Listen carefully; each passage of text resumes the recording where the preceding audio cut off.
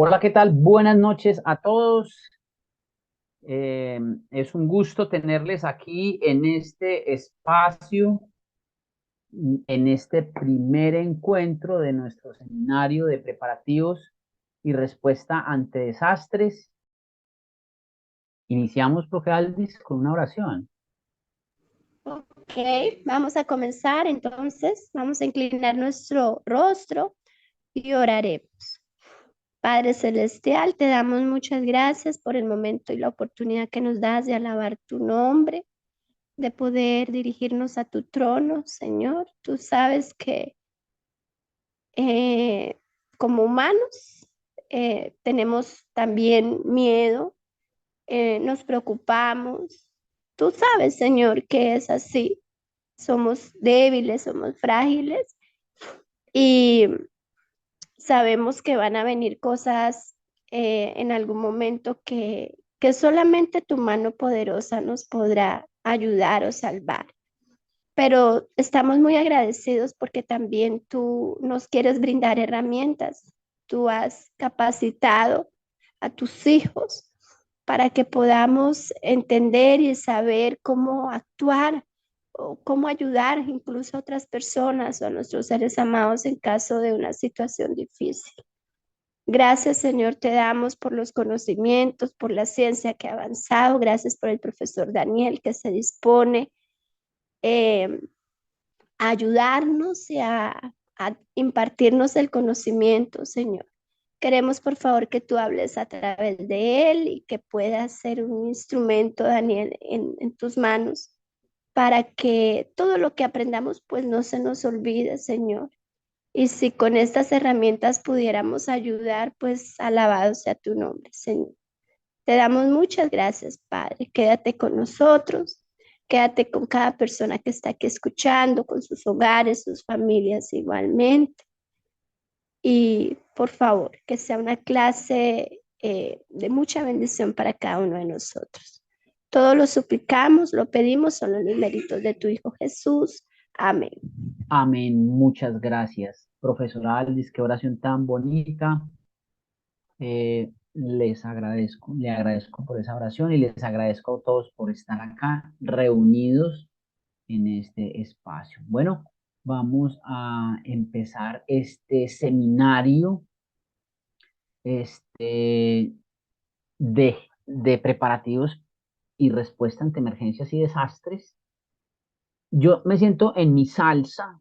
Déjenme decirles que me siento supremamente emocionado porque pues yo conocí el adventismo en el marco de un desastre.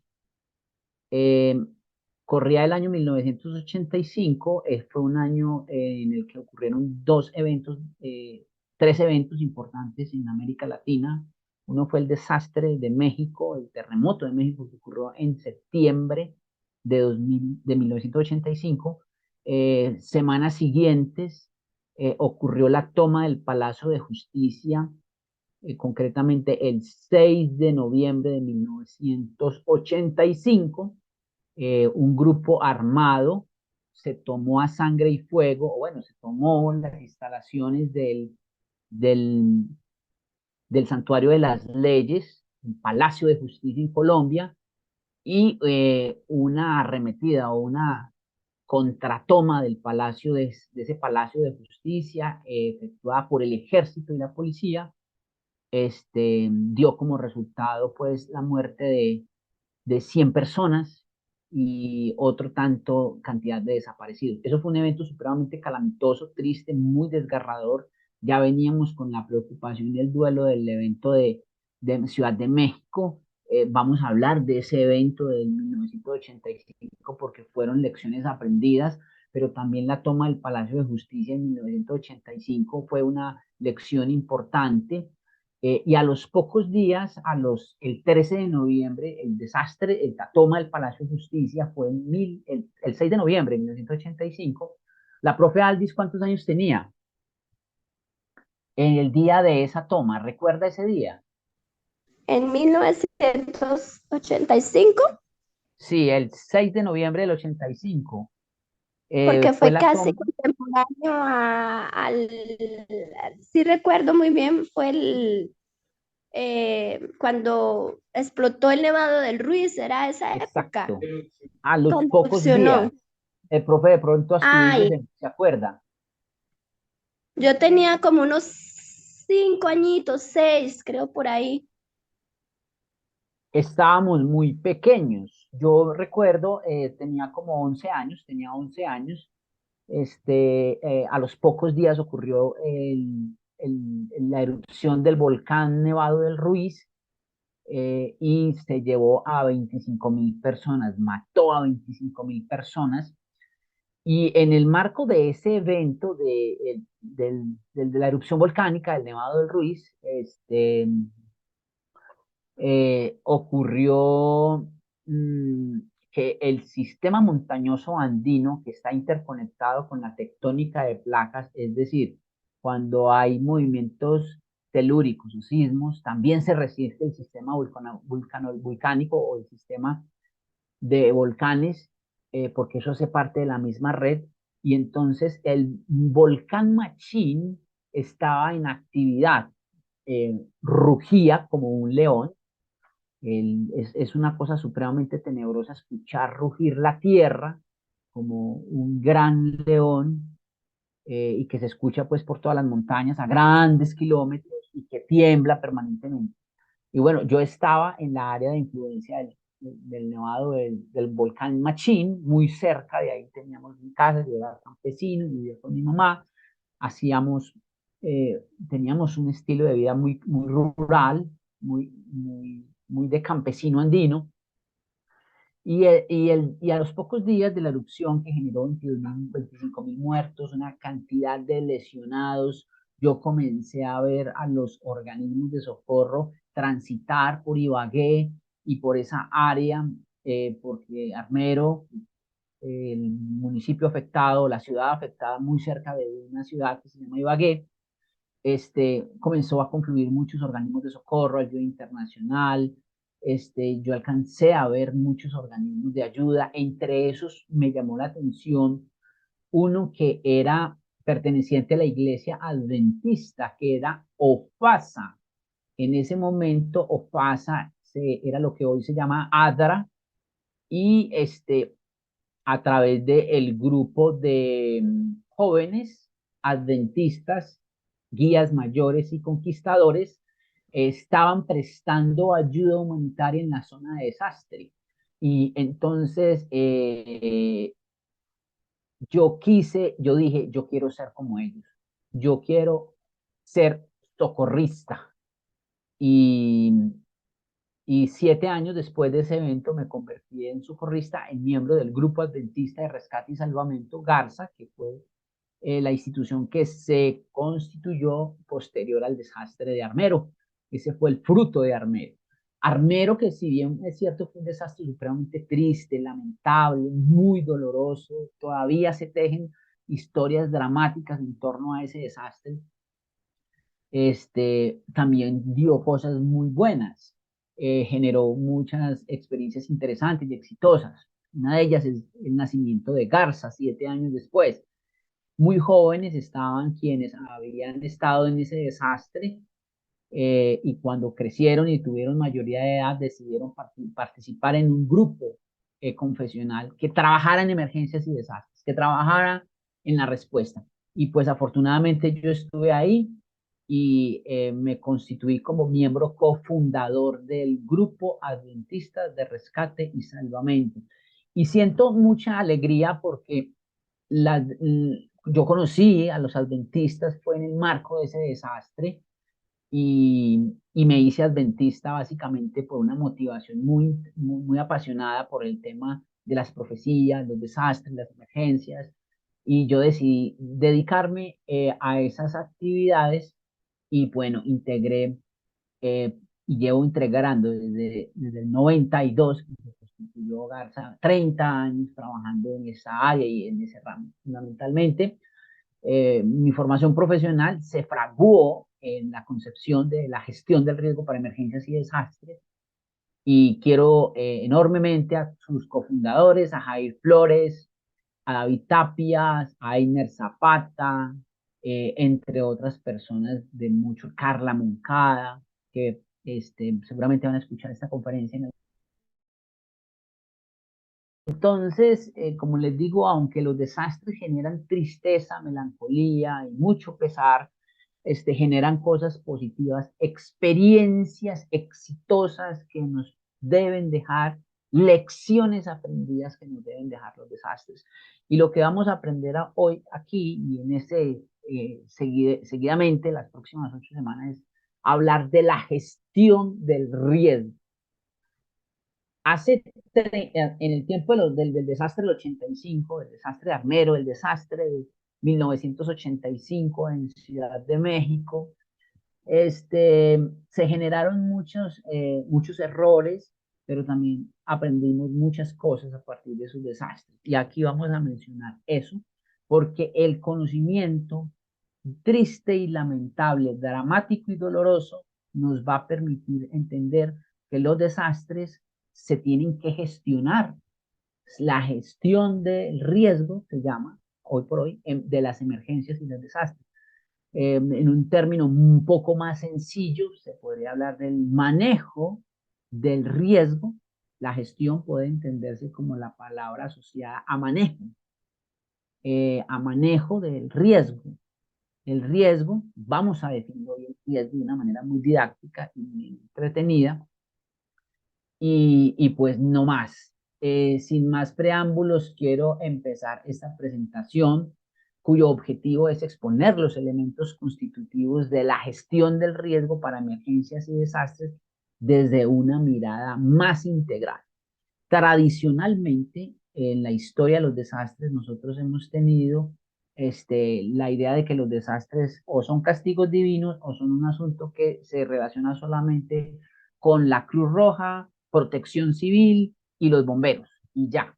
Nos vamos a dar cuenta que esos organismos son muy importantes. De hecho, yo les voy a invitar y les voy a decir cómo pueden integrar un grupo de esos, o si no, les voy a invitar de cómo pueden organizar un grupo de rescate o un grupo de socorro a nivel denominacional, a nivel de iglesia, a nivel comunitario, a nivel de organización. Vamos a hablar de cómo está constituido ahora y hoy, cómo se organiza el sistema para emergencias. Hay una frase que me gusta mucho de Gustavo Wilches Chaux, es un académico colombiano, consumado conocedor del tema de los desastres, y él dice que el problema no es que llueva más, sino que las goteras que hay, el problema no es que llueva más, sino las goteras que hay en el techo. Habla muy metafóricamente, es muy didáctico, les recomiendo estudiar a Gustavo Wilches Chaux. Yo les voy a compartir literatura en la biblioteca virtual que van a tener a mano. El problema es que puede llover mucho, metafóricamente, pero el problema es que no haya goteras, porque si mi casa tiene goteras, pues definitivamente voy a tener problemas serios. Esas lluvias van a ser difícilmente manejadas. Eh, Quiero que analicemos esta imagen. Denme un segundo, yo oculto esta. Muy bien. ¿Qué es esto? ¿Qué ven ustedes aquí?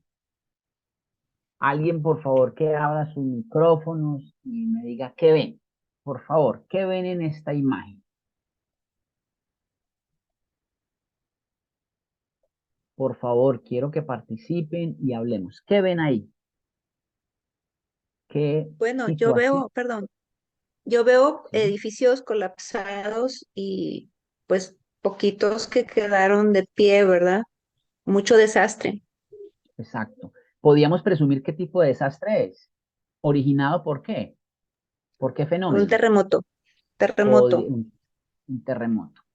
Hay dos palabras que surgen y saltan a la vista. El concepto de desastre, como lo decía Carla, y el concepto de riesgo.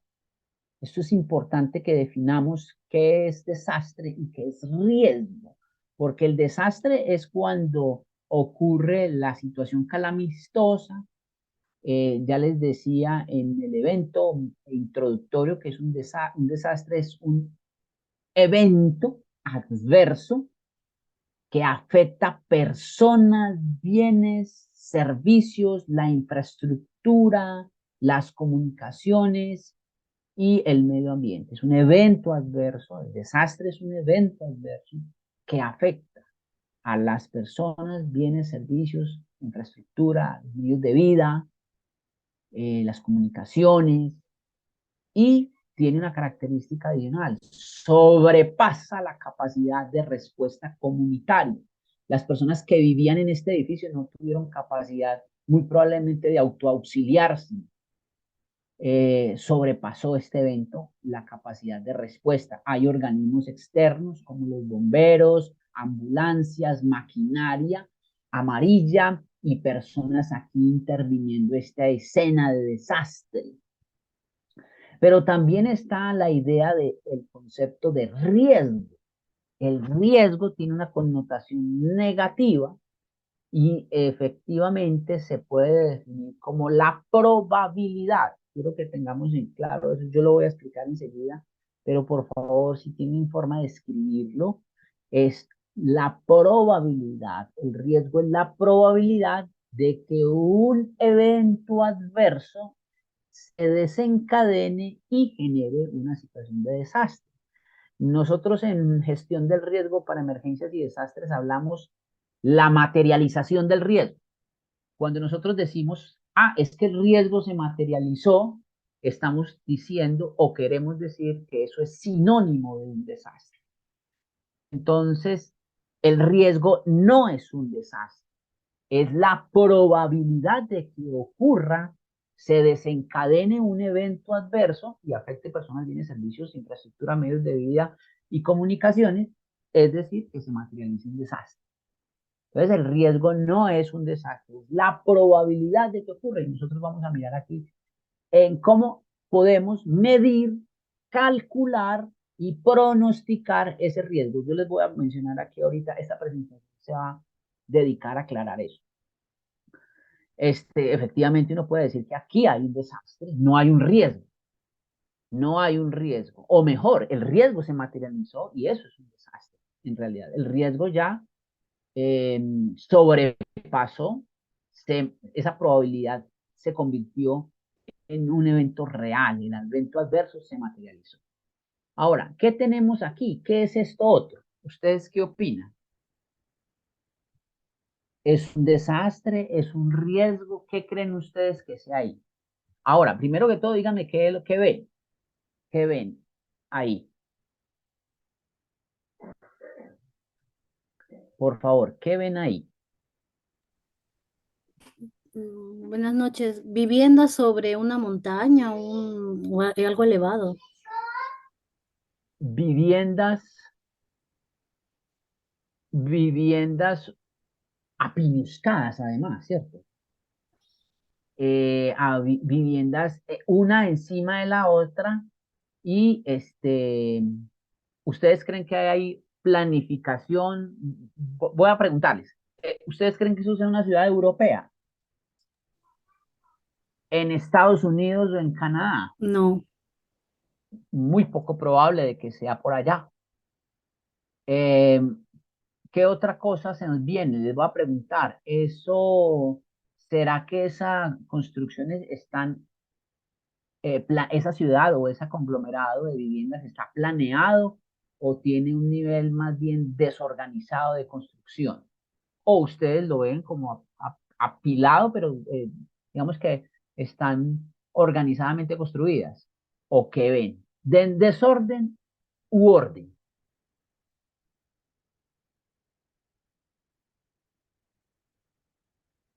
A ver, no necesariamente tienen que ser arquitectos, pero ¿qué ven? ¿Orden o desorden en esa ciudad o en ese centro poblado? Yo miro por Se aquí lo que ve, escriben. se ve mucho desorden y se ve un apiñamiento, una casa sobre otra en un lugar, pues de riesgo, ¿verdad? Muy bien, aquí ustedes están identificando desorden, apiñamiento parecía, no necesitamos ser ingenieros ni arquitectos, pero entonces, en términos de lo que hablamos ahorita, ¿esto es un desastre o esto es un riesgo? ¿Qué creen? Yo voy a ser muy preguntón aquí en estos ejercicios. Un riesgo, Más bien, ¿por qué?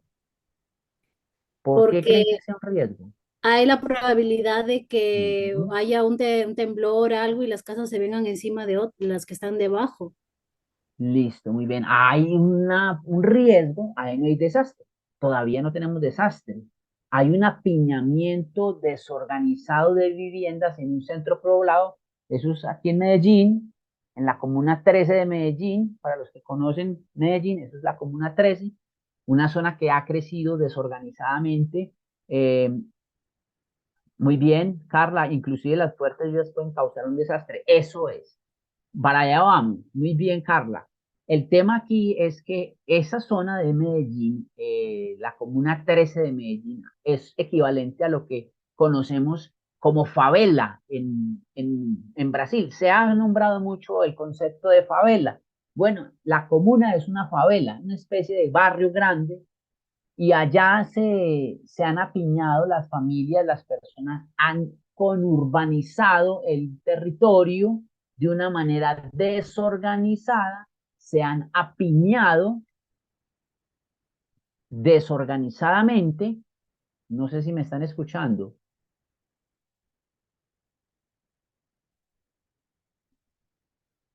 ¿Cómo me están escuchando?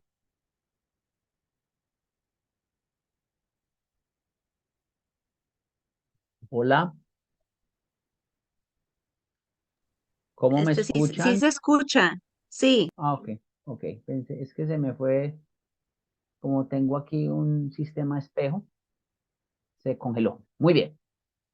Ok, entonces, esa parte de la ciudad, como muchas ciudades en América Latina y el Caribe, fueron pobladas sin ningún tipo de planeación y fueron conglomeradas o se fueron allegando personas de diferente caudal humano.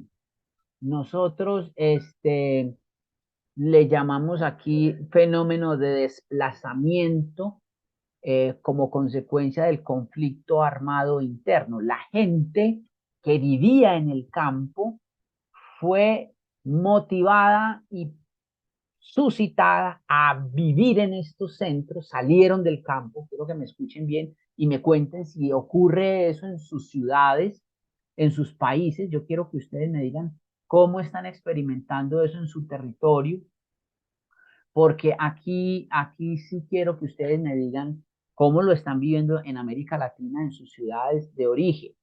Aquí ocurre un crecimiento,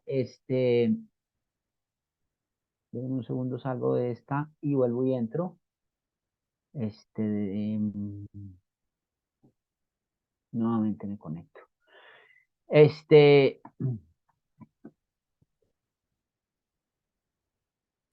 Nuevamente, listo. Entonces, las poblaciones que estaban asentadas en centros, en las poblaciones, en la ruralidad de Colombia, por la presencia de grupos al margen de la ley, especialmente guerrillas insurgentes y grupos paramilitares, presionaron a las familias a que se fueran de sus comunidades, de sus pueblos, de sus veredas, de sus fincas, de sus territorios rurales, y la gente campesina no tuvo otra opción que comenzar a concentrarse en las laderas, en la periferia de los barrios de las ciudades más importantes de Colombia. Ese fenómeno que ustedes ven en esa fotografía, que es de la Comuna 13 de Medellín, se replica a lo largo y ancho de todo el territorio colombiano, porque nuestras ciudades están inundadas de unos cordones de miseria y de pobreza, y que con el paso de los años han comenzado a conglomerarse de esta manera tan extraña y tan apiñuscada. Entonces, personas ignorantes, campesinos, que en su momento comenzaron a sentarse aquí con casas de cartón, casas improvisadas, casuchas y ranchos, con el tiempo fueron adquiriendo algunos niveles de ingresos y comenzaron a construir casas de cemento, de ladrillo, mampostería. Las empresas de servicios públicos les instalaron el agua, la energía, pero esas viviendas no están debidamente construidas, no fueron construidas con criterios de sismo resistencia, no hubo un arquitecto, no hubo un ingeniero, y eh, lo que ha ocurrido a lo largo de los años es que ese tipo de situaciones se está viendo de manera recurrente, pero que se está consolidando en un riesgo porque cuando llueve o tiembla, esas viviendas se caen.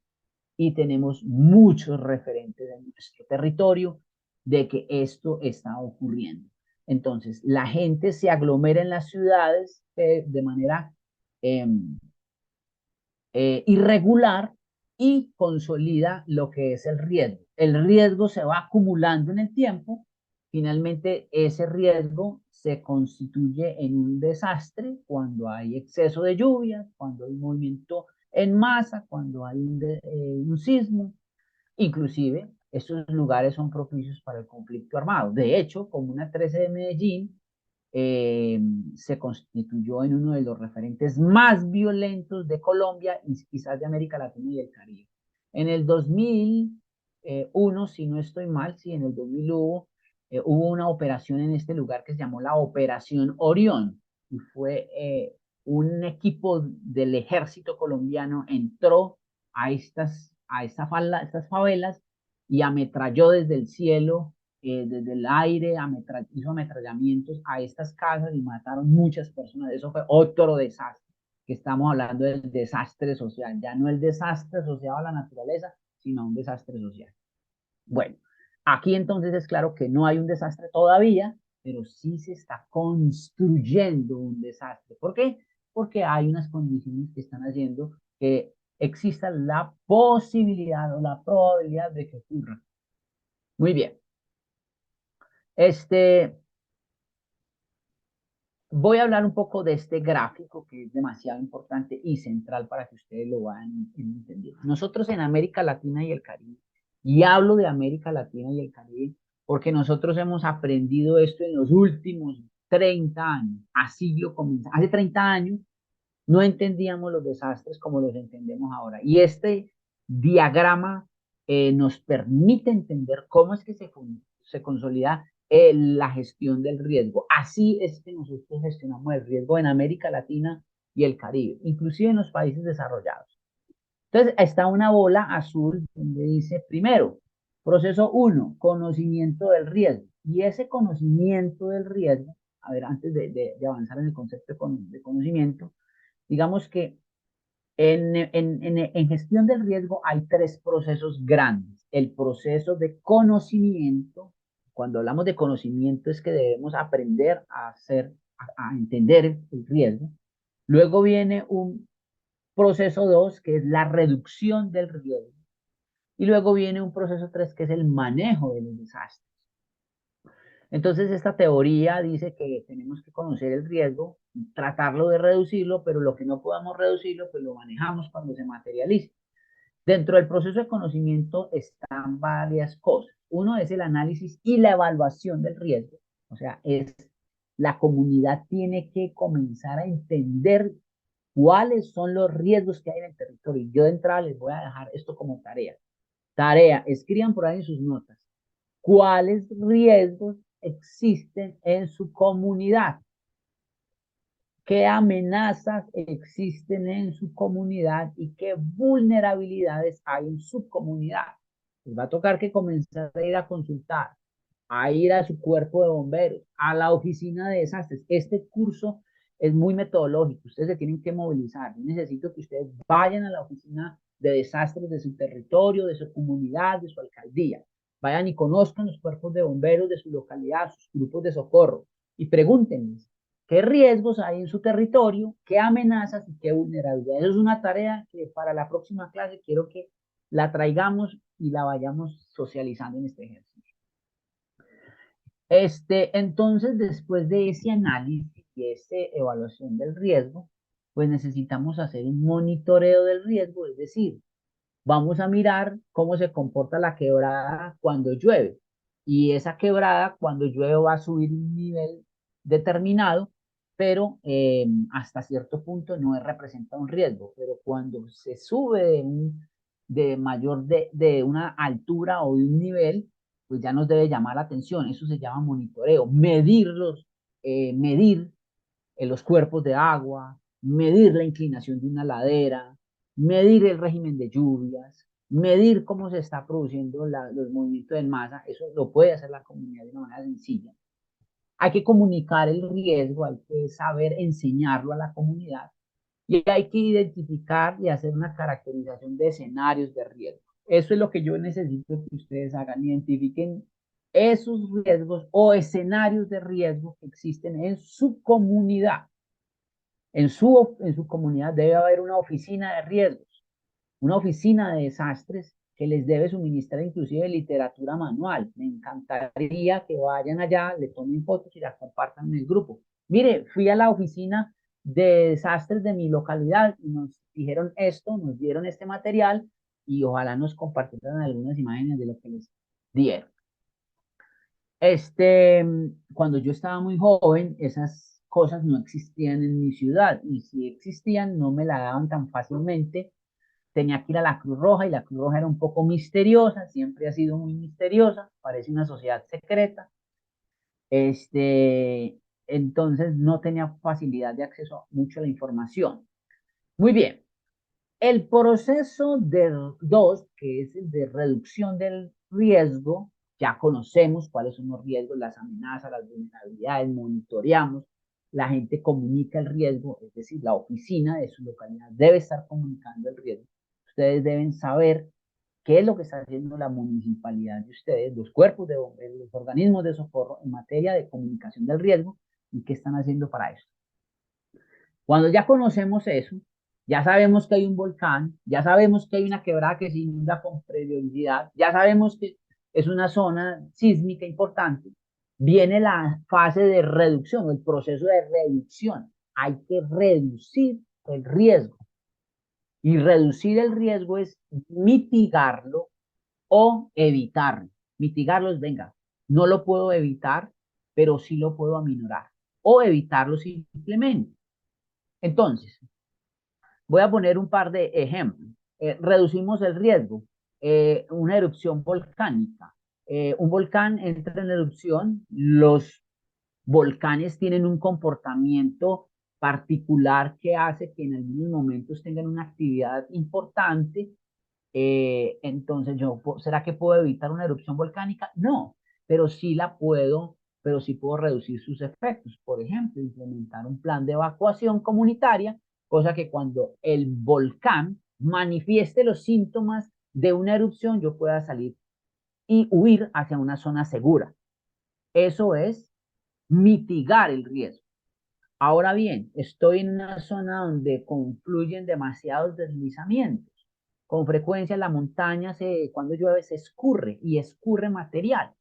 Entonces, ¿qué hacer allí? ¿Será que yo puedo evitar o mitigar? Bueno, yo puedo revegetalizar, sembrar árboles, ponerle una manta, por ejemplo, un plástico o un sarán a ese derrumbe o a esa zona donde hay inestabilidad geológica y mitigar el riesgo.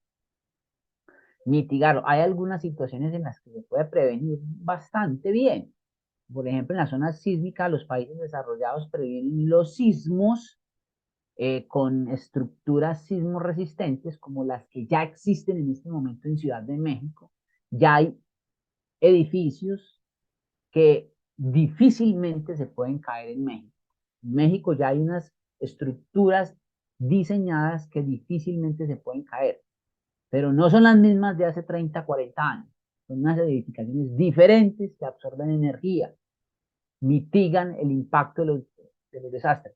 Hay gente que dice, no, es que frente a eso, Dios sabrá si nos castiga con ello, o esperemos que el diablo no nos castigue con ello, porque no importa lo que hagamos. No, lo que han hecho los humanos sí reduce el impacto de los desastres Y sí, lo que se ha hecho en materia de reducción del riesgo sí ha dado resultados. Y ahorita les voy a mostrar por qué, cómo sí se ha logrado. En reducción del riesgo, lo que nosotros hacemos es intervención prospectiva. Es decir, yo sé que en mi ciudad es propensa a los terremotos y no los puedo evitar. Yo hago una intervención prospectiva y es que la alcaldía implementa un sistema de reforzamiento de puentes, las escuelas y colegios, universidades, hospitales y equipamientos vitales, les hacen reforzamiento estructural, les implementa sistemas de sismoresistencia y le enseña a los miembros de esas instituciones a que se preparen a través de estrategias de prevención, de evacuación, de dotación de un botiquín, de prestar primeros auxilios, de encontrar refugio. Eso es una intervención prospectiva. ¿Cuál es la intervención correctiva del riesgo? Es aquella donde yo puedo corregir definitivamente. Si yo sé que un edificio se va a caer definitivamente porque es vulnerable, no le hicieron sismoresistencia cuando lo construyeron mal, con normas inadecuadas, entonces lo que le hace el Estado es, venga, evacúe este sitio, tumbemos ese edificio. Eso es una intervención correctiva. Si hay una zona de muchos deslizamientos, donde definitivamente no se puede, entonces, no se puede mejorar las condiciones, lo que hace el Estado es, si es una obra que se puede hacer, le hace unas intervenciones de infraestructura, hace unas construcciones en cemento, hormigón, y concreto y varilla y hierro, y muy probablemente esa intervención puede lograr mitigar el impacto del desastre. Eso se llama una intervención correctiva. ¿Se puede hacer? Claro. ¿Funciona? Por supuesto que sí. ¿Eso ha funcionado en América Latina y el Caribe? Claro, si no tendríamos muchísimos más muertos y más efectos dañinos. Y hay un proceso, hay un subproceso en el de reducción, y es que definitivamente no puedo evitar que ocurra un desastre en mi localidad. Entonces lo que hacemos es transferir el riesgo. Transferir el riesgo es comprar una póliza, un seguro. Definitivamente mi casa se puede caer, mi casa se puede destruir en un sismo, se puede incendiar, y lo que hago yo entonces es comprar una póliza, cosa que cuando ocurre la emergencia transfiero el riesgo y ocurre la emergencia, hubo el daño, hubo la afectación, se materializó el riesgo, es decir, hubo el desastre. Entonces yo tengo ya protección financiera porque yo sé que mi asegurador me va a pagar eso. ¿Eso ocurre aquí en América Latina? Sí. ¿Yo puedo asegurarme en ese tema? Claro, cuando usted compra un seguro, por ejemplo, de todos riesgos, compra un carro y le compra una póliza al carro y dice, por favor, inclúyame todos riesgos. Desastres, sí. Incendios, sí. Desplome de edificios, por favor, inclúyalo en la póliza. Yo transfiero el riesgo. Y lo que yo hago es, después le cobro a un asegurador. ¿Eso se puede? Claro. ¿Funciona? Sí. ¿Es necesario? Pero por supuesto que es necesario. Eso permite que muchos municipios y personas y empresas no se quiebren después de un desastre, porque cuando ocurre un desastre, el riesgo de quiebra, el riesgo de pérdidas económicas es grandísimo, y entonces la protección financiera es lo que ha blindado a muchas instituciones y empresas. Muy bien, aquí entonces hablamos de los procesos de evitar y mitigar, pero hay una situación en la cual definitivamente no podemos controlar nunca. Entonces hablamos del manejo de desastres. ¿Los accidentes de tránsito se pueden evitar? Sí, pero siempre los vamos a tener en nuestro medio, por supuesto. ¿Los incendios estructurales, se van a quemar las viviendas eventualmente? Sí, ¿eso lo podemos evitar? Sí, pero a veces se presentan esos incendios. Los deslizamientos, las erupciones volcánicas, los sismos, los huracanes, las avenidas torrenciales, son fenómenos que se van a seguir presentando por más actividades de mitigación y reducción y de protección financiera, porque habrá gente que no hace lo que tiene que hacer. Entonces se va a materializar el riesgo. Entonces esa materialización del riesgo se llama desastre, y a los desastres hay que manejarlos, hay que intervenirlos. Cuando se daña todo y hay un caos, hay que manejar esa vaina. Entonces, ¿qué hacemos para manejar los desastres. Prepararnos para la respuesta, ejecutar una respuesta, prepararnos para la recuperación y ejecutar la recuperación. Déjenme decirles que este muñeco o este gráfico está destinado principalmente para las alcaldías y las municipalidades. Ellos deben tener completamente claro este panorama y eso se llama común en la alcaldía. Ustedes pueden ir a preguntar, por favor, usted me puede dar una copia física o digital del plan local de gestión del riesgo, plan local de gestión del riesgo o plan municipal de gestión del riesgo. Déjenme decirles que los planes locales o planes municipales de gestión del riesgo se complementan con los planes empresariales de gestión del riesgo y también los planes comunitarios de gestión del riesgo y también los planes familiares de gestión del riesgo. Miren, entonces aquí lo interesante y lo curioso y lo importante que es esto. En este momento, muchas regiones en América Latina y el Caribe están trabajando, están trabajando tan de manera tan comprometida con esto que este diagrama que les estoy mostrando se aplica a nivel de un país. El país, Colombia, así entiende los desastres, pero si usted se va a Costa Rica, así también lo entiende. De pronto le cambian algunos nombres, pero en esencia es lo mismo. Se va para México y tiene esta misma estructura.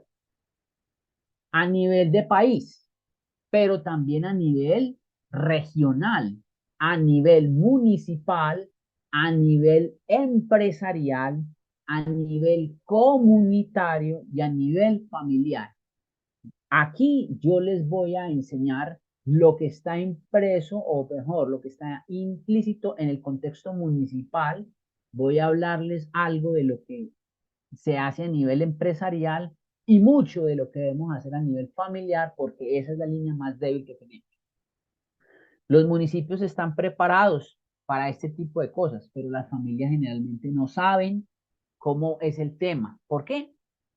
Porque no participamos en los procesos de gestión del riesgo a nivel comunitario.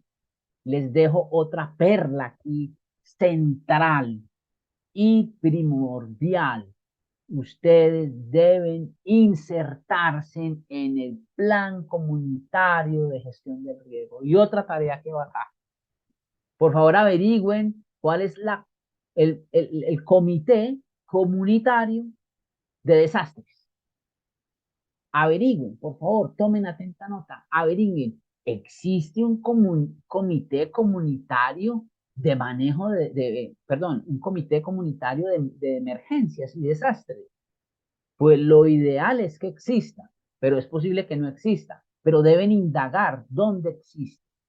Las empresas generalmente lo tienen, el plan de gestión del riesgo empresarial e institucional.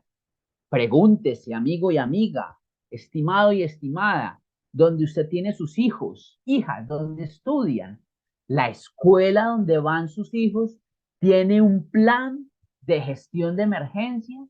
Pregúntense, ¿será que el colegio donde van mis hijos tiene camilla, tiene botiquín, tiene rutas de evacuación, tiene extintores, entrena a sus profesores para situaciones de emergencia? Eso tenemos que saberlo. Mejor aún, su iglesia, mi iglesia donde la asisto, tiene rutas de evacuación.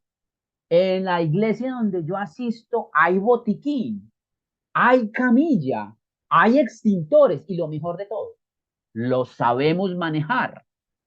Esas son preguntas que tenemos que hacernos a la hora de estar hablando de gestión del riesgo.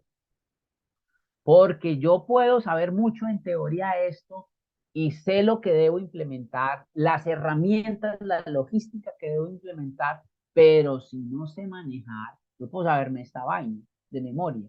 Pero la idea es que ustedes aquí se motiven. Venga, tengo que hacer un curso de primeros auxilios aquí en Mencoreps con la profesora María Aldis.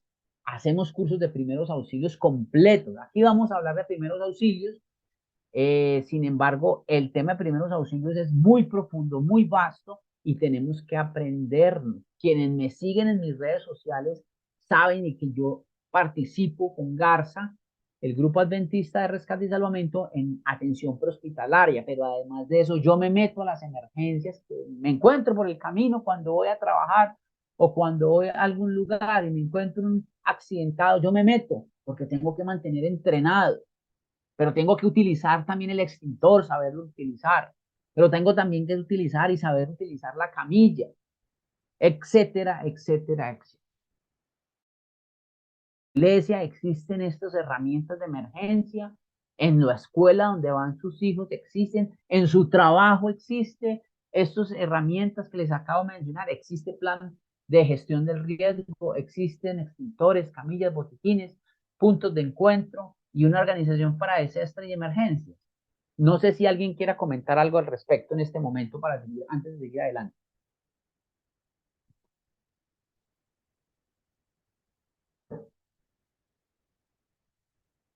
Bueno, sigamos.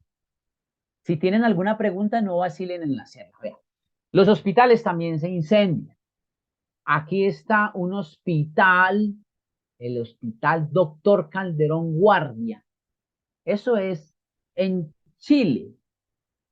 Si mal no estoy, la memoria no me falla de la fuente bibliográfica de donde lo tomé. No, perdón, es Costa Rica.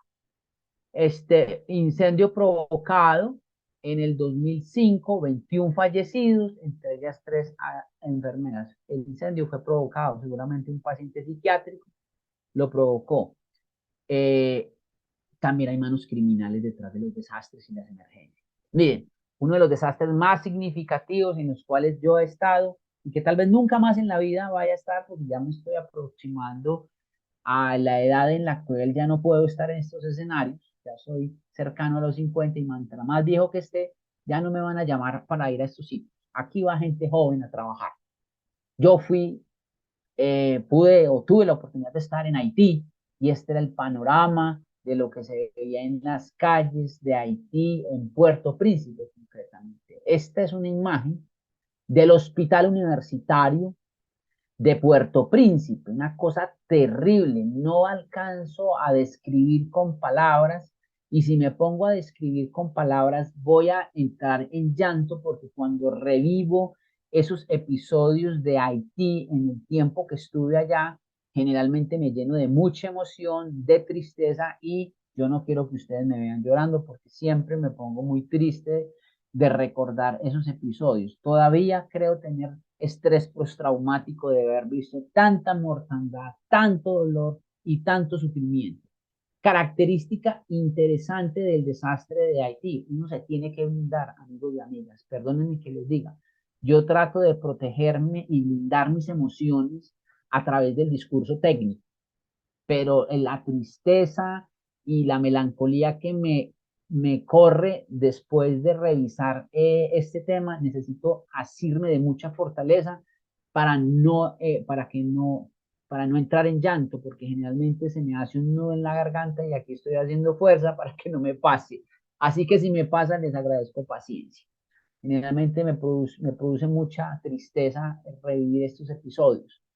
Hecho interesante, curioso técnicamente, es que, por ejemplo, casi toda la infraestructura hospitalaria de Haití quedó fuera de funcionamiento en el momento en que más se necesitaba.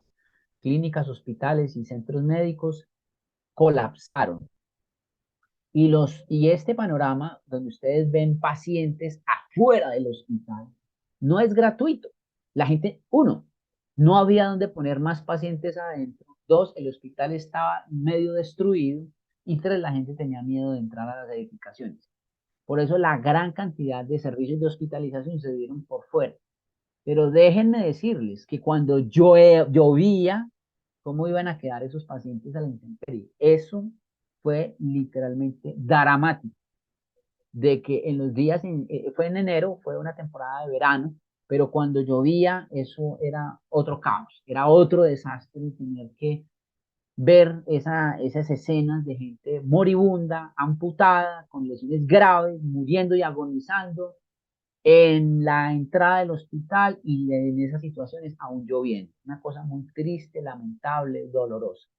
Aquí estoy yo en la puerta del hospital, el hospital adventista de Puerto Príncipe. Estaba todavía muy joven, mozo, y me gusta esta imagen porque 6 meses después, esto estaba recién pintado, cuando el hospital adventista el hospital adventista de Haití fue uno de los pocos hospitales que no sucumbió al terremoto que ocurrió en enero de 2010. El único es ¿por qué? Porque ese hospital fue construido con recursos de ADRA Internacional y fue auditado por expertos, ingenieros de ADRA de Estados Unidos. Y entonces auditaron que a ese hospital sí se le echara cemento, se le metiera varilla y que se hiciera con criterios de sismo resistencia. En general, en Haití, los hospitales se construyen sin ningún tipo de norma sismo resistente y mientras menos cemento, menos calidad, menos hierro y menos técnica, mucho mejor. Y claro, mucho mejor fue que terriblemente eso fue lo que hizo que colapsaran los establecimientos de salud. El Hospital Adventista de Puerto Príncipe fue de los poquísimos hospitales que no sucumbió, no cayó. Y cuando nosotros llegamos a la Universidad Adventista de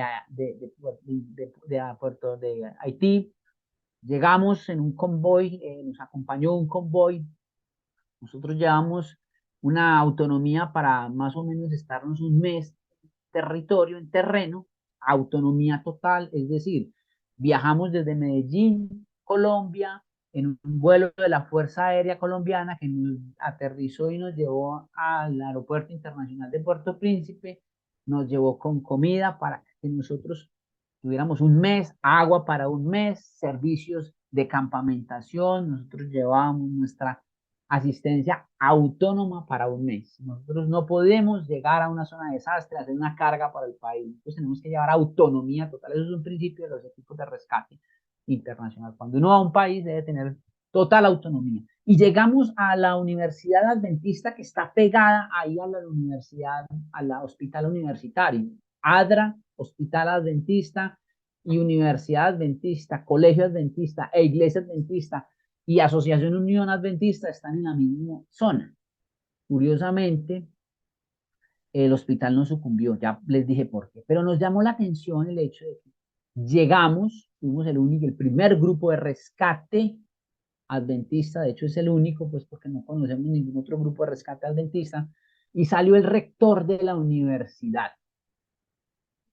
Y fue una escena muy dolorosa, pero muy satisfactoria, porque cuando nosotros llegamos a la universidad a ofrecer nuestros servicios sanitarios y de búsqueda y rescate al hospital y a la comunidad donde estaba sentada esta organización, el rector apenas nos eh, vio los logos de la institución que eran inconfundiblemente adventistas y el logo y se recostó a llorar en el hombro de uno de nuestros líderes que iba en la misión.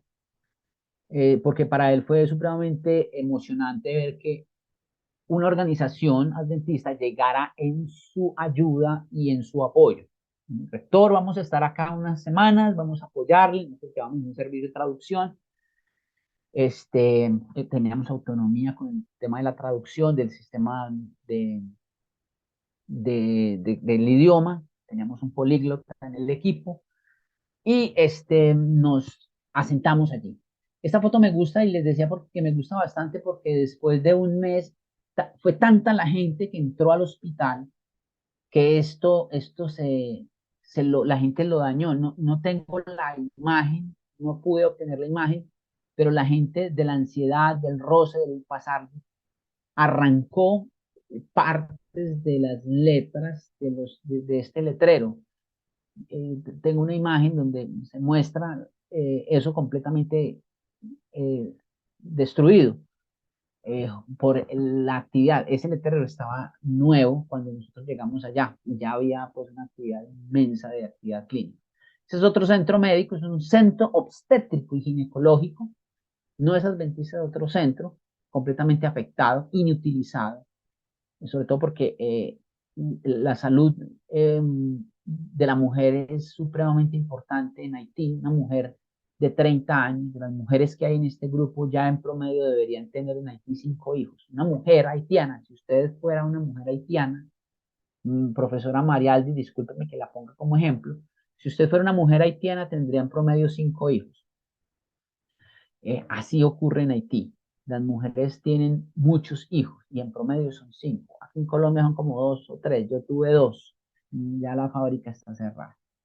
Muy bien. Este es el quirófano de la Universidad Adventista, perdón, del Hospital Adventista. Nos tocó que ampliar, hacer una extensión del hospital y armarlo afuera de los quirófanos. Un quirófano, este es un equipo de Francia, de salud pública de París, Servicio de Salud Pública de París, implantó este sistema en el Hospital Adventista y aquí los procedimientos de amputación, una cosa indescriptiblemente horrorosa. Eventos como por ejemplo esta muchacha es una mujer, tiene una fractura abierta de tibia, se expone el hueso y esta muchacha, cuando yo le tomé la foto a esta muchacha, esta mujer, no la había atendido ningún médico, no le había hecho triaje nadie, no había pasado por un servicio de radiografía ni de ortopedia. Eh, ya tenía moscas y tenía, si ustedes ven aquí un cartoncito, era para espantarle las moscas a la herida.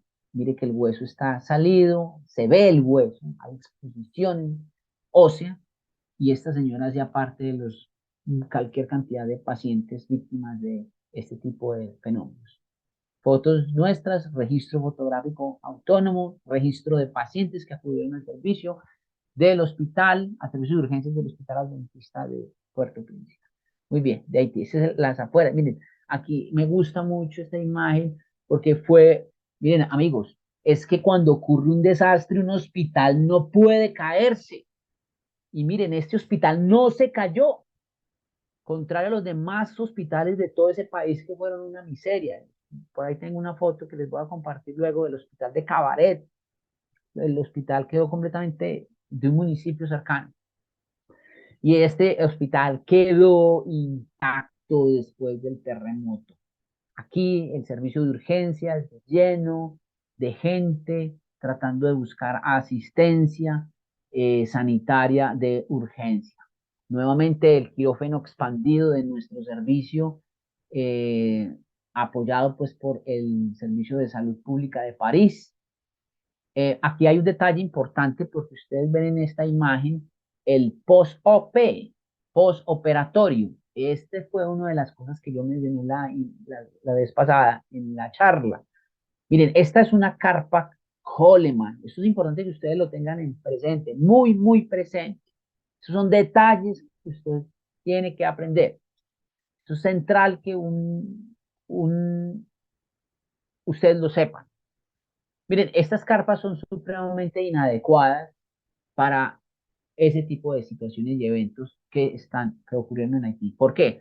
Porque estas carpas fueron diseñadas para espacios como en Norteamérica, donde la temperatura es diferente a la que está ocurriendo en Haití. Entrar a una carpa al mediodía es supremamente insoportable el calor. Y aquí vemos un muchacho recién amputado, convaleciente de un procedimiento quirúrgico complejo, como fue una amputación, en una fase de posoperatorio. Bueno, llegaron carpas provenientes de Estados Unidos, lo que hicimos nosotros fue ayudarles a armar ese tipo de cosas que hacer, armar carpas, pero no ese tipo de carpas, esto hay que criticarlo de una manera constructiva.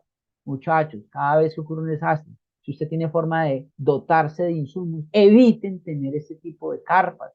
Un paciente convaleciente, ¿cómo va a soportar una recuperación en una carpa tan calurosa como esta? De pronto en la noche, pero en el día es insoportable, y menos una recuperación de este tipo. Hay que implementar. Resulta que las carpas que trajeron los chinos sí fueron más funcionales allá, pero este tipo de carpas son desaconsejadas. Entonces, cuando vayamos a hacer campamentos, hay que considerar que este tipo de recursos no deben llegar para atender emergencias, deben para los conquistadores, guías mayores y otras personas para que hagan campamentación, pero jamás para atender para sus últimos recursos. Esto, además de ser inadecuado, es un sufrimiento para el paciente, porque eso el calor es infernal. Bueno, eso les cuento. El postoperatorio se hacía en carpas de este tipo. Terrible y dramático. ¿Debía de haber sido así? No. ¿Qué debíamos de haber hecho? Implementar carpas más frescas para condiciones climáticas como las del Caribe americano. Muy bien, este es un servicio de urgencias y de una sala de procedimientos menores y mayores, porque ahí hacíamos procedimientos complejos. La llevamos desde aquí de Colombia con el equipo de rescate Garza. Este hospital, esta carpa hospital, nos permitió atender muchos pacientes en unas condiciones muy dignas, con unas condiciones de frescura y holgura adecuadas, y pues nosotros llevamos unas carpas hospitales que finalmente pues nos las había prestado la alcaldía de Medellín y solicitamos que nos permitieran dejarlas en donación. Pues la alcaldía de Medellín nos autorizó dejarlas porque nosotros las llevamos prestadas para el evento. Aquí pasamos muchas horas atendiendo pacientes críticos. Muchas de las horas que pasamos en Haití fueron acá en este espacio. Muy bien, otro posoperatorio, miren, bien triste y bien lamentable. Horas de verano, donde el posoperatorio era así. No, esto no puede pasar, muchachos, hay que prepararnos para que eso no ocurra. Miren, esto está ocurriendo en el hospital universitario, en las afueras, camillas improvisadas, albergues improvisados para atender pacientes. Esto es la evidencia de una mala organización y una mala planificación para la atención de esas. ¿Ellos tienen la culpa? No, pero nosotros sí tenemos que prepararnos para que podamos hacer campamentos dignos, campamentos sanitarios para las personas. Un guía mayor bien entrenado, un conquistador bien entrenado, tendría la capacidad de construir un campamento sanitario con condiciones adecuadas y dignas en horas para poder dar esas condiciones. Por eso yo siempre invito, entrénense con los conquistadores, con los guías mayores, allá se aprenden bases para manejar campamentos sanitarios. Ahí podríamos implementar a los campamentos sanitarios. ¿Y no acaso no tenemos, y alguno me preguntará, ¿y cómo? Pues acaso no tenemos experiencia en campamentos, todos los años haciendo campamentos? Pues eso hemos aprendido a lo largo de los años, hacer campamentos. Bueno, los campamentos que hacemos con frecuencia pueden ser útiles en situaciones de ese tipo. Una mujer posoperatoria, mira, en la intemperie. Esto me llamó la atención porque después de 6 meses yo volví y me encontré con cuadros como mujeres en esta condición, no ella, mujeres jóvenes en esta condición de traumatismo, amputación de pierna a la altura ya del tercio medio del fémur, terrible. Eh, Estas mujeres en esas condiciones embarazadas. Es una cosa terrible, terrible, inaceptable, pero ocurrió que las mujeres quedaban en embarazo en estado convaleciente después de un posoperatorio de amputación. Sí, después de las pocas semanas, después de haberse amputado, sus parejas las embarazaban. Ese es el drama que ocurre después de un desastre y tenemos que dimensionar que después de un desastre ocurren cosas como esas. Después del desastre natural, amigos y amigas, ocurre el desastre social. Es que en esas condiciones de albergue, en esas condiciones de refugio, se presta para muchas cosas. Hombre, también se presta para el abuso sexual de niños, niñas y adolescentes. Se presenta alcoholismo, consumo de sustancias y drogadicción como consecuencia de la depresión.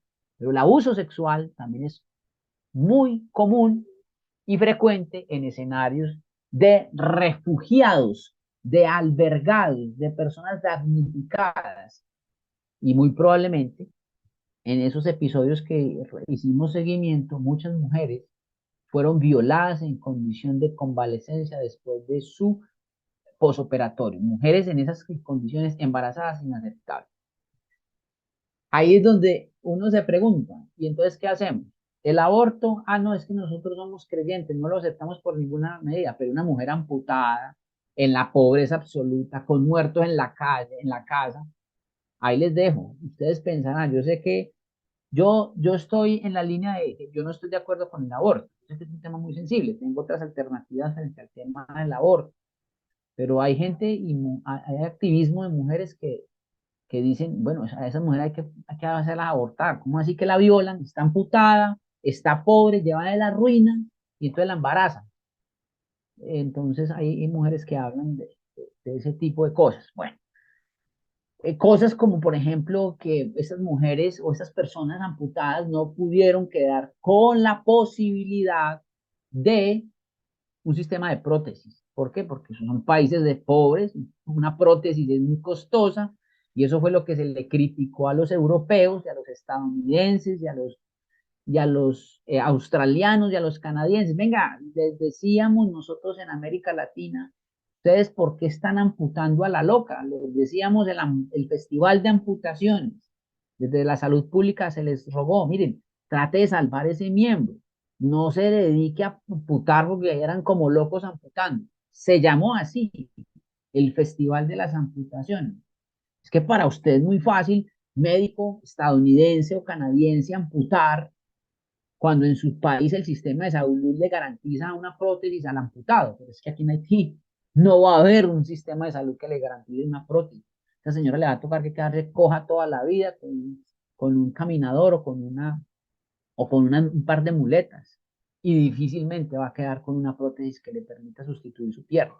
Esas son cosas que desde la salud pública de la pobreza, la salud pública desde las limitaciones económicas como nosotros en América Latina, veíamos críticamente las actuaciones sanitarias que implementaron profesionales de la salud institucionalizados provenientes de países desarrollados. La medicina del país desarrollado, la práctica sanitaria de los países desarrollados no necesariamente es plenamente aplicable a las condiciones de pobreza, necesidades básicas insatisfechas y limitaciones sociales como las que estamos mencionando acá. Bueno, evento adverso. ¿Qué es un evento adverso? Habíamos dicho que el desastre es la materialización del evento adverso.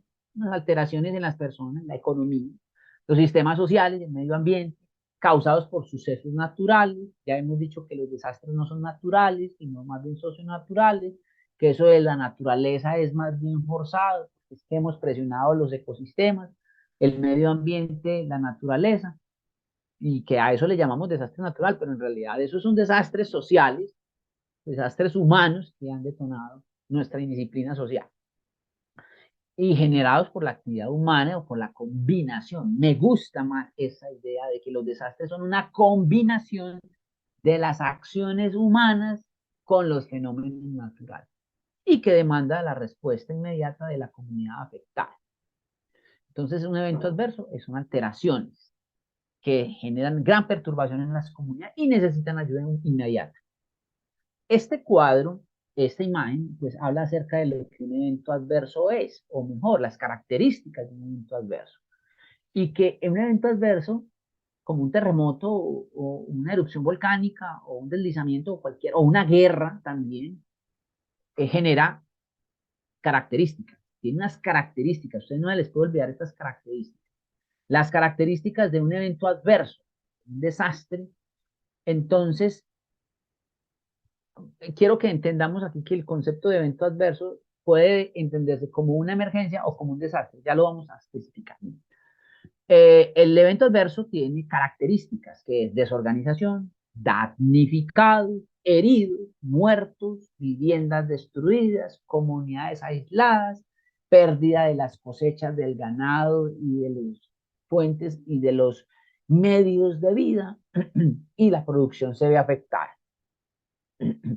La comunidad afectada generalmente es la primera que responde, y si la comunidad, la alcaldía, los organismos competentes, las ONGs, las iglesias y las demás organizaciones de base, si tienen capacidad de respuesta con los recursos suficientes, eso se llama una emergencia. Ejemplo, terremoto de Chile 2010. ¿Es una emergencia? ¿Generó muertos? Sí. ¿Heridos? También. ¿Ese terremoto generó damnificados? Sí. ¿Desorganización comunitaria? Sí. Pero la capacidad local de ese gobierno, de ese estado y esa sociedad, con sus recursos, tuvieron la capacidad de enfrentar ese evento y se consideró una emergencia. Sin embargo, es un evento como el de Haití en ese mismo año, en esas mismas semanas, generó todo el evento adverso, generó todo ese abanico de fenómenos, pero la capacidad de la comunidad de ese país se vio sobrepasada en exceso. Y como no tuvieron capacidad de una respuesta local autónoma suficiente e independiente, tuvieron que pedir apoyo internacional, y eso es lo que se define como desastre. El desastre es el evento que afecta a personas, bienes y servicios y altera los medios de vida y las comunicaciones de una comunidad y sobrepasa la capacidad de respuesta comunitaria. Eso no se lo había dicho antes. Aquí les digo, es evento que afecta a personas, bienes y servicios. Afecta también los medios de vida y las comunicaciones, sobrepasando la capacidad de respuesta de la comunidad. Y eso se denomina desastre. Cuando ese evento no sobrepasa la capacidad de respuesta local y la comunidad tiene la capacidad de manejarlo, de gestionarlo, de atenderlo, se llama emergencia. La señora entonces, de presidenta de Chile en ese momento, dijo, no me ayuden, no necesito, gracias, muchas thank yous, felicitaciones a los que nos quieren ayudar, no las necesitamos, nosotros solucionamos el tema. Arrogancia, no, preparación para las emergencias, gestión del riesgo efectivo. Felicitaciones para Chile por sus actividades en gestión del riesgo, exitosísima a lo largo de los años. No pasaría lo mismo con Haití en esas mismas semanas. Señor presidente de Haití, ¿necesita ayuda? Total, despliegue total. Les voy a contar una cosa, una anécdota. Eh, nosotros estuvimos unas semanas en el aeropuerto de Puerto Príncipe, y yo jamás en la vida había visto un despliegue militar, una invasión. Lo que ocurrió en Haití, déjenme decirles que esta expresión se puede utilizar en este contexto, fue una invasión de ejércitos que se desembarcaron en ese país. Eran nubes de aviones de guerra, de aviones Hércules y aviones más pequeños, desembarcando equipos logísticos, hospitales móviles, escuelas móviles, camiones, maquinaria amarilla, bulldozers, volquetas.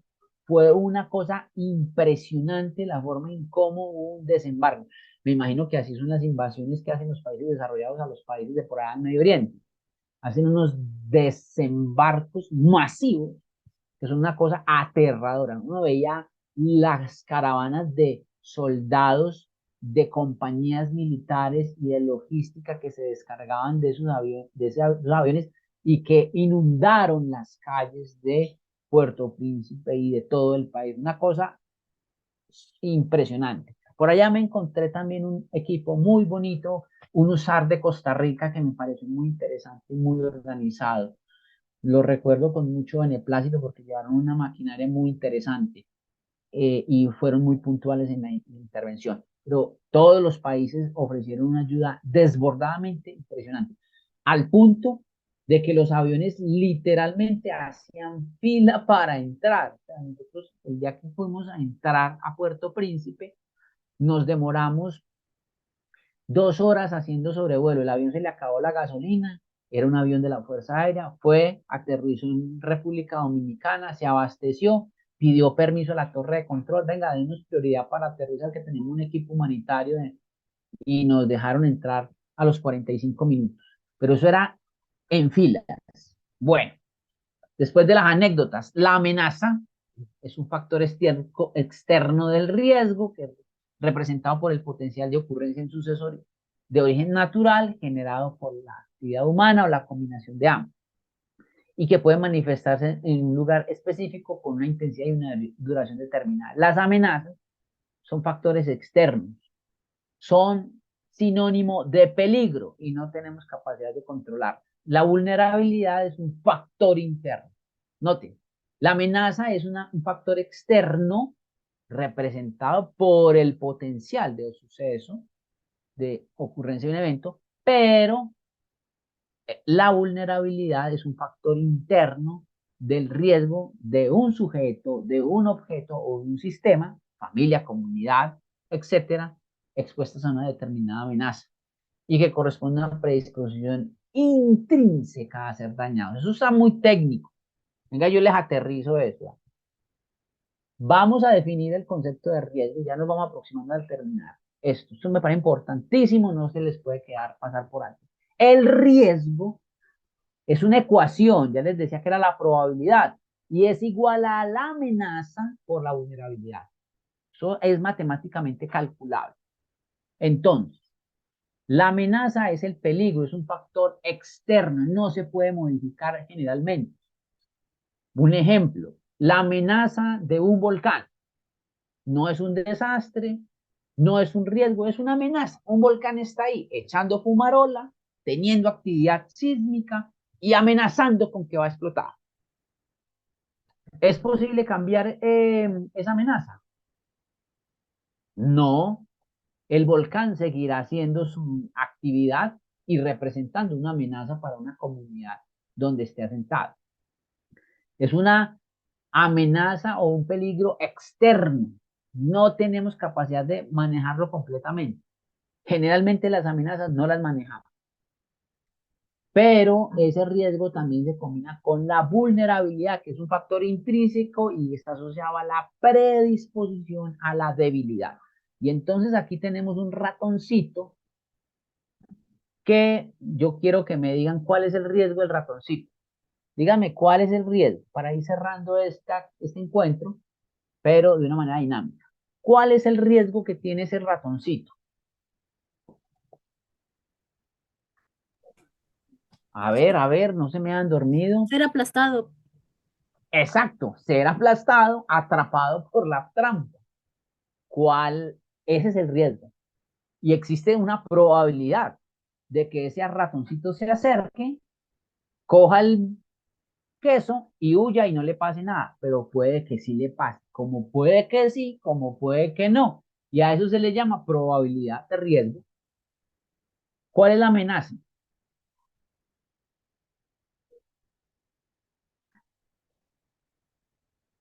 ¿Cuál es la amenaza? Recuerden que la amenaza es el peligro, está externo, no le podemos generalmente cambiar. A ver qué me dicen por aquí, qué escribieron. Sí, la La trampa. trampa, dice Claudia Alcantara, la trampa. Pero hay un detalle con la trampa, Claudia, es que la trampa está armada. Si la trampa estuviera desarmada, no sería una amenaza. La trampa está armada. Eso es como el volcán. El volcán está activo. Si estuviera inactivo, no sería una amenaza. Si sería un volcán muerto, si es un volcán muerto, no sería una amenaza. Pero en este caso, la trampa armada es la amenaza. Muy bien, es externa, el ratoncito. La vulnerabilidad. ¿Cuál es la vulnerabilidad? Dije yo que la vulnerabilidad era la susceptibilidad intrínseca de la comunidad, de los individuos, de la sociedad frente a la amenaza. ¿Cuál sería la vulnerabilidad en ese recuadro?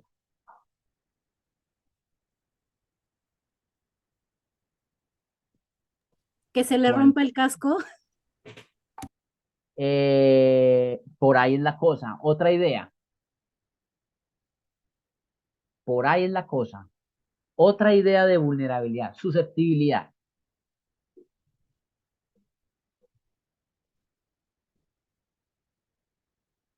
Otra idea, a ver, por aquí voy a mirar qué escribieron. Dice, el gusto por el queso, pero por supuesto, Carla, esa es, el gusto por el queso, su vulnerabilidad total.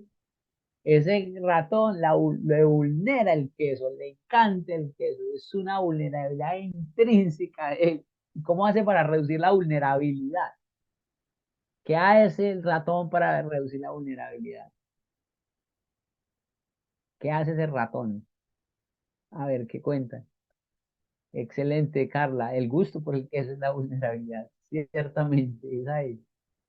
¿Qué hace el ratón para reducir la vulnerabilidad? Él sabe que existe un riesgo, hay una amenaza, hay una trampa armada ahí, de pronto lo atrapa.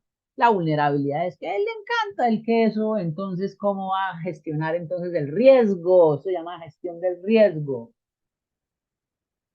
Ah, podría dominar su impulso y prepararse. ¿Y cómo lo está haciendo? Ahí hay una Con evidencia el concreta. casco. El casco, exactamente, el casco. Un rato, ustedes nunca verán un casco en la vida real con un ratón con casco, pero en este caso el ratón se pone un casco para reducir la vulnerabilidad de, en caso de dado de que eso sirva o que eso no sirva, pues depende pues de, en realidad si el sistema fue probado. Pero a veces las formas en que nosotros hacemos gestión de riesgo, eso se llama gestión del riesgo, efectivamente. ¿Qué gestión del riesgo está implementando este ratón? Ponerse un casco. Eso es como cuando nosotros nos subimos a una motocicleta. Existe el riesgo de que nos accidentemos, pero para eso nos ponemos un casco, respetamos las normas de tránsito, no consumimos alcohol para no embriagarnos y estrellarnos borrachos. Esa es la forma en que hacemos gestión del riesgo, o mejor, reducimos el riesgo. Mire, hay un ejemplo que a mí me gusta utilizar frente a esto, por ejemplo, en el caso de las mujeres. Las mujeres tienen el riesgo de quedar embarazadas. Eso es un riesgo que hace parte de su naturaleza. Tienen órganos reproductores internos y externos que hacen que las mujeres tengan riesgo de embarazo. ¿Cuál es la amenaza? Díganme cuál sería la amenaza para que una mujer quede en embarazo, para que se configure ese riesgo. A ver, ¿cuál sería la amenaza? ¿Cuál creen que sería la amenaza para que una mujer quede en embarazo? ¿Y cuál sería la vulnerabilidad de que la mujer quede en embarazo? Ustedes lo solucionaron con el ratón. Ahora vayamos a un caso de la vida real con el caso del embarazo. ¿Cuál sería la amenaza de de quedar en embarazo? Ingeniero, Auro, ¿qué tal? Cuente a buenas ver. noches. Que yo Buenas noches. entré tarde, pero bueno. Sí, así como en el caso del ratón, mientras ella esté ovulando y con su periodo, o sea, de parte de ella personal y tenga marido, entonces Estaría configurando el riesgo. En parte es cierto. ¿Quién da más, quién da menos? En parte es cierto, sí y no. Lo que Lauro dice es cierto. Si está ovulando y si tiene su periodo menstrual, eh, pues sería una vulnerabilidad. Sería esa la vulnerabilidad. Pero si la mujer ya no tiene, ya pasó la menopausia, no tendría esa vulnerabilidad, no podría quedar en embarazo. ¿Cuál es la amenaza? Carla dice, vulnerabilidad de que sea promiscua. Sí, no. Digamos que el deseo sexual debido a la ovulación podría estar asociado a la vulnerabilidad. Tiene un influjo hormonal que le hace sentir deseo, ovula, tiene alguna carga de hormonas, es fisiológicamente diseñada para quedar en embarazo. Los hombres no quedamos en embarazo. Eh, la amenaza es el hombre. El hombre es el embarazo. Aunque existen unas excepciones como la inseminación artificial, en general podemos decir con certeza que los hombres son la amenaza para que la mujer quede en riesgo de embarazarse. Y su vulnerabilidad es cuando el hombre se acerca a una mujer y no digamos que se aproveche de esa vulnerabilidad, sino que eh, se conecta con esa vulnerabilidad intrínseca que no es malo. La mujer no es malo de que la mujer sea vulnerable a quedar en embarazo. Eso no es malo, pero entonces, ¿cómo gestiona el riesgo del embarazo? Cuénteme cómo una mujer gestiona el riesgo del embarazo. Ya sabemos que quedar en riesgo en el embarazo, amenazas el hombre, la vulnerabilidad es tener órganos reproductores, hormonas, ciclos hormonales cíclicos y el deseo. Pero ¿cómo una mujer puede gestionar el riesgo de reducir el riesgo de embarazarse? Con anticonceptivos, exacto. Entonces, esa gestión de la emergencia está enfocada en la vulnerabilidad o en la amenaza. Lucía dice que usar anticonceptivos. ¿Y hacia qué intervención estaría orientada el uso de anticonceptivos? ¿Hacia la vulnerabilidad o hacia la amenaza?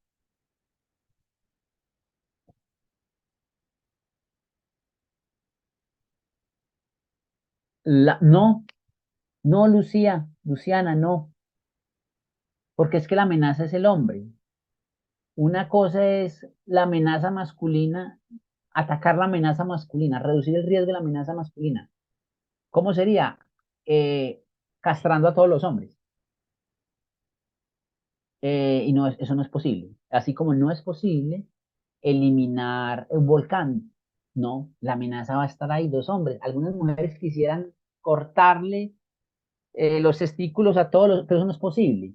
No va a ser posible. Es una tarea como evitar que el volcán esté presente en el territorio. Entonces, el uso de anticonceptivos es una actividad destinada a controlar o a manejar o a gestionar la vulnerabilidad. No, no puede controlar el hecho de que tenga órganos reproductores, no tiene posibilidad de manejar la amenaza, pero sí tiene la posibilidad de controlar los ciclos hormonales y a través de anticonceptivos. Eh, bueno, el uso del anticonceptivo en los hombres, como el condón, podría ser una estrategia para manejar la amenaza. Esa también podría ser. Bueno, entonces yo ya les puse ejemplos concretos sobre cómo se gestiona el riesgo para desastres y yo quiero que a ustedes les quede completamente claro que el riesgo, que la gestión del riesgo para emergencias y desastres, este es el dogma central de la gestión del riesgo. El dogma de los desastres está en esta ecuación. Y si ustedes la entienden perfectamente, yo les voy a seguir repitiendo ejemplos y ejemplos y ejemplos para que me entiendan. Ya pusimos el ejemplo del ratón, de la mujer que queda en embarazo, del que se sube en la motocicleta, pasando una calle, pero también en una situación de desastre real, como el de la erupción volcánica, y les voy a seguir poniendo ejemplos a medida para que ustedes me vayan entendiendo y asimilando que el dogma central, el epicentro central de la concepción de los desastres está centrada en la comprensión de esta ecuación. Riesgo igual a amenaza por vulnerabilidad. Último ejemplo, amenaza de terremoto. ¿Cómo manejamos la amenaza? Difícilmente podemos, pero sí podemos implementar sistemas de alerta y alarma que nos permitan y nos anuncien los terremotos. ¿Qué hacemos? La amenaza es el sismo, la vulnerabilidad es la falta de edificaciones sismorresistentes, la falta de preparación, el desconocimiento, la falta de rutas de evacuación, elementos estructurales y no estructurales inadecuados, y cuando se combinan entre los dos, entonces producen un riesgo y se materializa el riesgo de desastre. Muy bien, el evento y la vulnerabilidad están asociados y es un tema que tenemos que comenzar a entender. Rápidamente, aquí ya habíamos hablado de la clasificación de los desastres naturales, de antrópicos, hablamos de los desastres y que los desastres naturales, biológicos, geológicos, hidrológicos, meteorológicos y climatológicos están muy exacerbados y muy mediados por el fenómeno del cambio climático. Que los desastres tecnológicos, los desastres de origen antrópico o humano, como estoy tecnológicos, las emergencias complejas, como las guerras, muy complejas, y los asentamientos y las aglomeraciones humanas, pues son fenómenos que son también muy difíciles de intervenir, lo que tenemos que también implementar herramientas y acciones en frente a esto. Nosotros vamos a hablar de estas cosas a lo largo del seminario. Que los efectos de los desastres en los últimos 30 años, esto es central, y ya con esto termino, los desastres en los últimos 30 años han disminuido sus efectos sobre la mortalidad. Quiero que les quede claro algo. La religión utiliza con frecuencia las noticias para exagerar los eventos proféticos. Tengo que decirlo con toda la pena del mundo. La religión utiliza los medios de comunicación para exagerar los eventos de desastre. Pero lo que ha demostrado la evidencia científica en desastres es que en los últimos 30 años los efectos sobre la mortalidad han disminuido. O sea, hoy por hoy son menos muertos los que ocurren en desastres, pero han aumentado las enfermedades y la discapacidad. Asimismo, han aumentado los fenómenos económicos y sociales. Es decir, el que se murió en una emergencia, en un desastre, bien ido sea, se murió, qué pesar, no hace parte más de este sistema de cosas ni de la situación con los vivos, pasó a una mejor suerte, pero los vivos sí han comenzado a sufrir malos efectos. Ese que se iba a morir ya no se murió, quedó con una amputación, quedó lisiado, quedó con una discapacidad de por vida, una discapacidad. Entonces, eso sí ha aumentado. La enfermedad y la discapacidad asociada a los desastres, eso sí ha aumentado, y más aún, los efectos económicos y sociales de los desastres. Muchos migrantes, muchos pobres, muchas situaciones de abuso de sustancias, muchos problemas de salud mental. Claro, es que si a mí no, el terremoto no me mató a mí, pero mató a mis familiares, yo voy a quedar con un trastorno y un estrés postraumático severo. Eso es lo que está ocurriendo. Y quiero volverles a decir con todo el cariño del mundo, la religión tiende a exagerar la ocurrencia de desastres que salen en los medios de comunicación para aumentarle dramatismo a las profecías. Yo definitivamente me distancio de esa estrategia eh, evangelizadora de utilizar los desastres para poder infundir miedo. Es que están ocurriendo desastres y catástrofes y no, esto hay que verlo desde una perspectiva científica, más que emocional. Se espera que con el incremento del cambio climático se exageren o se exacerben los desastres, pero se prevé un aumento en su intensidad en los próximos años, o sea que los desastres se van a intensificar en los próximos 10 años como consecuencia del cambio climático, pero esos desastres van a dejar más muertos, perdón, menos muertos, muchos heridos, muchos discapacitados y muchos efectos sociales, es decir, mucha pobreza, muchas necesidades en las comunidades que va a aumentar las necesidades básicas insatisfechas. Muy bien, por eso hay que hacer planeación. Nosotros vamos a hablar de la preparación, la prevención y la preparativos para emergencias y desastres. Y vamos a hablar acerca de qué es un plan de emergencia. En la próxima charla vamos a hablar qué es un plan de emergencia. Traigan sus tareas. Les extiendo un saludo en nombre de Mencorex y Agrosalud. Lo imposible te toca a ti, lo posible te toca a ti, lo imposible te toca a Dios. No olviden visitarnos en nuestras redes. Y quiero que abramos unos minuticos para hacer preguntas. Si no las podemos hacer en el chat, para ir cerrando, porque ya nos demoramos como mucho en esta presentación. Bueno, ¿qué preguntas tienen? ¿Qué comentarios quisieran hacer? ¿Qué quisieran hablar? ¿Qué percepciones quedaron de este ejercicio?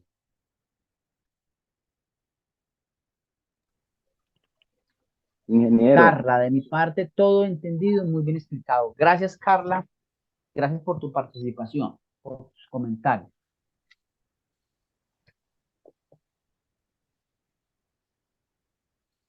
Sí, ingeniero, Auro. bueno, ya que no sería pregunta, ya que usted dice qué comentarios quieren hacer. De todas maneras, yo por el grupo les escribí en algunas ocasiones, digamos, felicitándole por este trabajo. Y bueno, aunque he tenido algunas, digamos, algunas cosas que pues no pues he compaginado mucho a su presentación en algunos puntos, pero yo voy analizando todo y en esta ocasión veo muy acertada su presentación. Y en cuanto a lo que usted dice de lo que ahora pues lo último que la religión trata de como de infundir miedo, pues hasta cierto punto está en lo cierto, porque si nosotros no fuéramos a hacer este ejercicio de investigación en cuanto a los desastres y analizar todo desde el punto de vista no solo teológico, bíblico, sino científico, pues sí se explicaría de la manera que usted lo hace, sin dejar de un lado la Biblia, la parte teológica, pero también hacerlo de la manera que verdaderamente está como centrado y es como el pensamiento que Dios quiso plasmar en su palabra. Entonces, desde ese punto de vista lo veo como correcto. Y la dos es lo primero, pues hasta donde yo alcancé a escuchar cuando me conecté, que usted decía, estaba diciendo de la preparación, obvio, estoy de acuerdo porque es triste que hablando de no solo del mundo como tal, los seres humanos, sino nuestra iglesia, carece de esa asesoría, de esa pedagogía en prepararnos frente a todos estos tipos de fenómenos, estas situaciones y entenderlo bien, porque me gusta el programa de Stott de Blick, yo soy primer respondiente, en el cual el Colegio Americano en su programa dice, nadie debería morirse por un sangrado. Y yo estoy de acuerdo, todos en el mundo, todos deberíamos de aprender a controlar un sangrado, saber qué es un apósito, saber qué es un hemostático, saber qué es un torniquete, de cuáles hay, cómo se manejan, para qué sirven, cómo, en qué áreas del cuerpo, todo esto. Y lo más básico, que en la casa tú te cortas y puedes tener una hemorragia que amenaza tu vida con una hipovolemia, mucho hipovolémico. Entonces, es en todos los aspectos, eso que usted está presentando, nosotros debemos prepararnos y por eso le apunté a este curso, porque estoy muy de acuerdo que debemos prepararnos para todos estos tipos de desastres que y aún se van a identificar como la Biblia lo expresa. Y bueno, lamentablemente o lastimosamente somos poquitos los que aceptamos, pero sigo diciendo que lo felicito y bueno, vamos hacia adelante porque este trabajo, pues Dios lo aprueba porque es algo que el ser humano lo necesita. Muchas gracias. Auro, me gusta mucho lo que acabas de decir. Eres primer respondiente de cuál programa. Recuérdanos, por favor. Stock de Blee, control de sangrado por el programa del Colegio Americano. Sí, me encanta lo que dice Auro, porque efectivamente nosotros debemos aprender ese tipo de cosas. El control del sangrado a través, por ejemplo, me gusta que me dijo, no, yo soy primer respondiente. Me imagino que tú tienes un torniquete de táctico.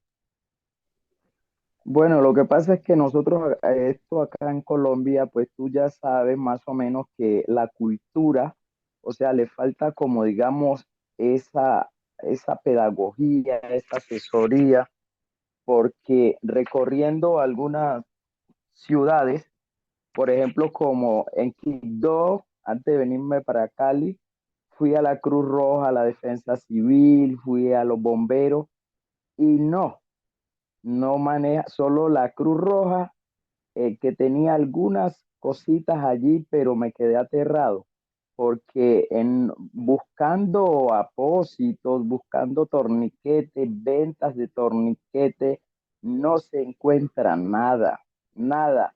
consulté a algunos policías, no, pero imagínense, quedé aterrado en toda una ciudad como Quito, un departamento de Chocó.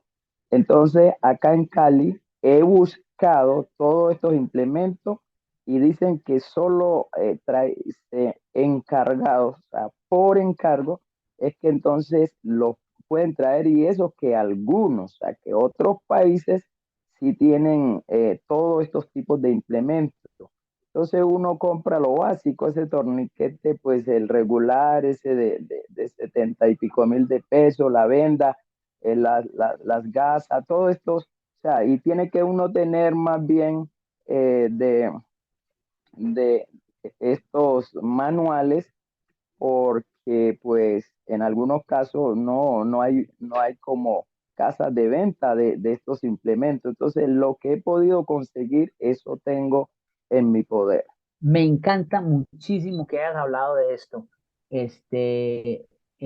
Auro, me encanta, porque yo soy justamente un promotor de el stop the bleed, el control o el parado de una hemorragia. Eso lo vamos a aprender aquí. Cosas muy sencillas como el control de una hemorragia que salva vidas.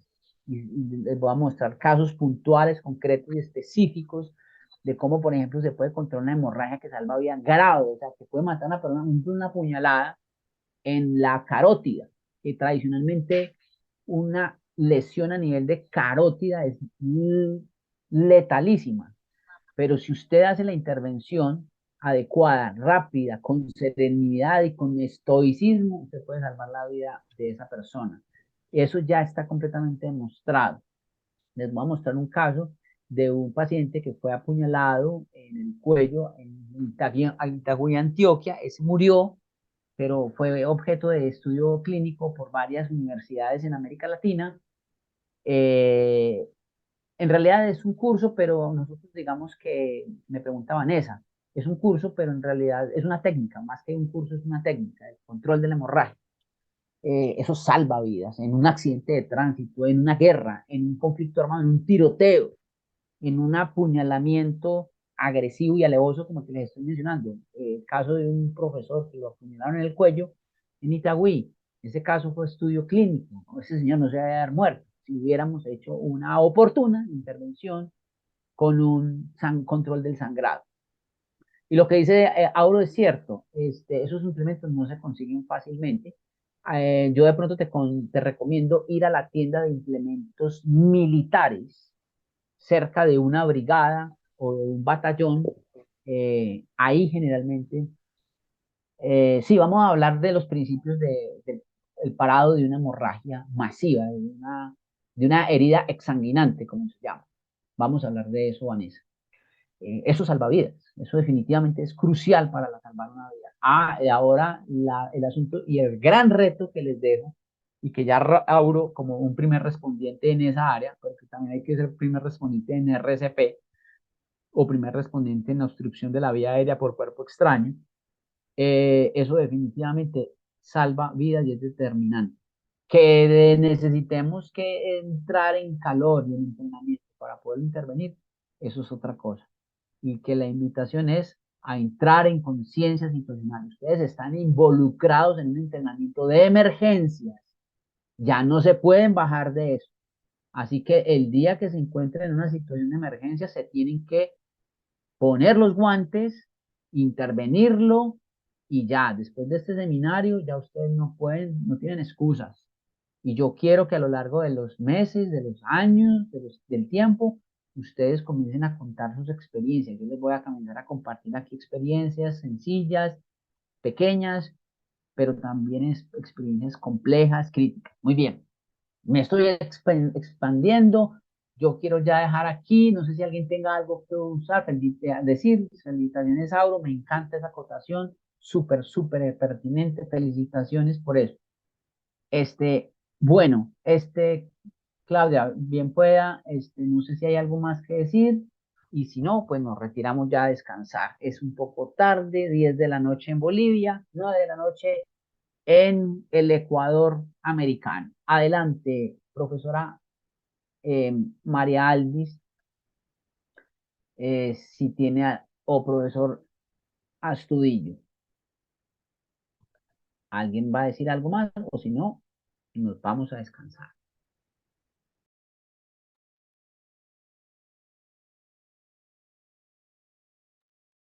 Muy bien. Entonces, María Alex creo que se retiró.